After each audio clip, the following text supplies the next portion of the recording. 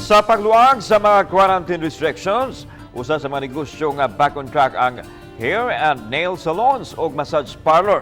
Atong sayran kung kumusta na ang ilang estado karon. Ang detalye sa report ni Femery Dumap. Dinhi sa Dan Colon, sa Dakbayan sa Subo, halos na nagtupad ng mga hair and nail salons, laki pa ang massage parlor.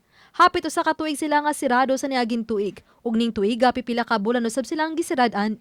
Niadtong Setyembre lang sila nakabuelo pag-usab, human gipaubos sa MGCQ hangtod na karon nga alert level 2 ang tibuok Subo. Ang uban nakabawi na apan adunay pipila nga nanghinaot nga mobibo na pag-usab ang ilang negosyo. After sa lockdown kay kanang na okay na siya. Unya usahay makakuta mi pero nadyo tayong nga mingaw sa jud. Ang dili pa ingon nga kusog yun. Ang mga negosyante karon puro nagtakilid. Sa mga karon di pa yung kita mong okay. Kaya mo reklamo pa man. Manginaot mi nga karong December po, coming December nga hopefully nga mobalik ng mga customer og mobalik nag-normal og mabisi na balik ang salon. Strikto nga health protocol ang ilang gisunod, sama sa no face mask, no entry.